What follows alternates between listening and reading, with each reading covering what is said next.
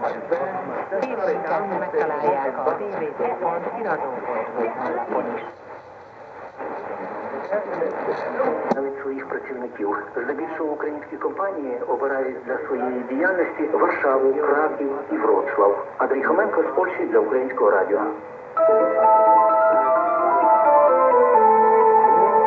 Міністерство культури планує створити проектний офіс, який надаватиме... Deoarece medicii israelieni vor să ajute în continuare. Zvika Berkovic, medicul personal al familiei premier, urgent în obținerea unei donații de 150 de...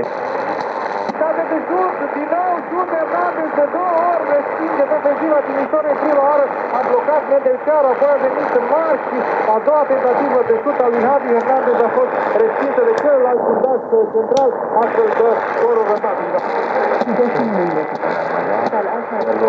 В Маяте Суры Железа говорится: мы отправили наших посланников с ясными знамениями и не спаслали с ними Писание и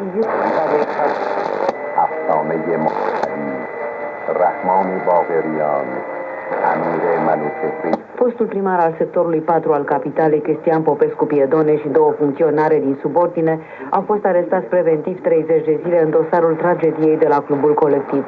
Postul edil fusese reținut ieri pentru abuz în serviciu și fals intelectual, iar funcționarele pentru complicitate. Recordamos que mañana se decidió el Gran Premio, en el Gran Premio de Cheste, el Mundial de Motociclismo, la carrera de MotoGP a las 2. Contaremos el final.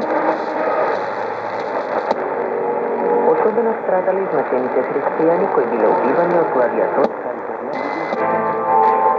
Прогноз погоди.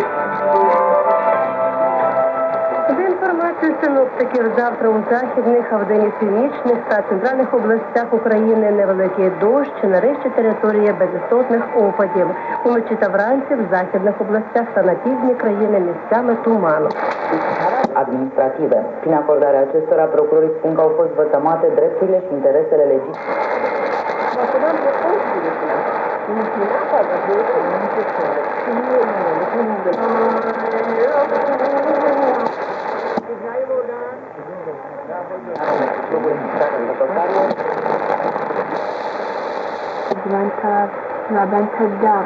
Я хочу послушать отборку.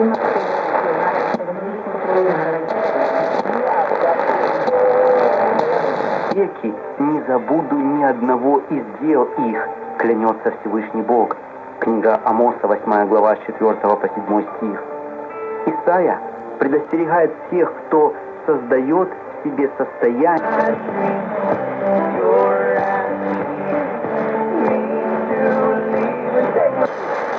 Ходит за рамки того, кто ожидает от нас Бога.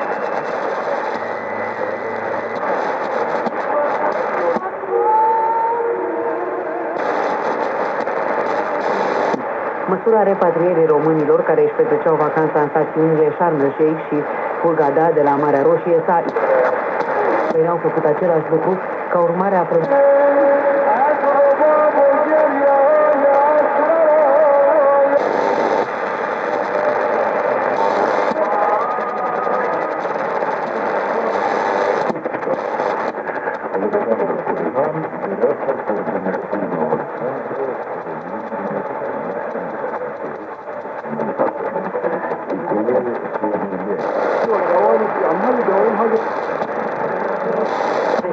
de pasageri fiind afectați, potrivit unui comunicat al companiei germane.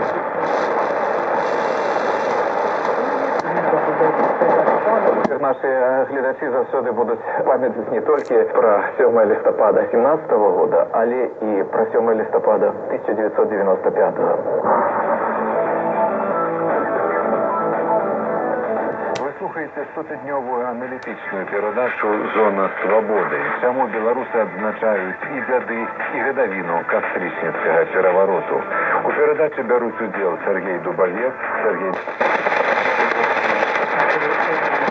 Я думаю, что те, которые небольшие фрагменты не удалось найти, уже, видимо, их и не найдут. И комиссия вот в ближайшее время собирается отправиться на место катастрофы, да, прежде ей туда мешала поехать погода.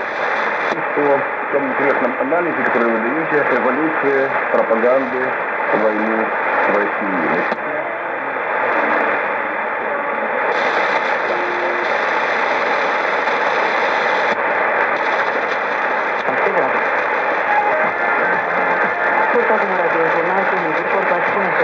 Bună seara la ascultători, Sentina desfășurare, meciul dintre ACS Politiniciana și Dinamo din etapa 17-a din 1 la fotbal, minut și scor cu Florin Cărăbaș. Bună seara, Florin!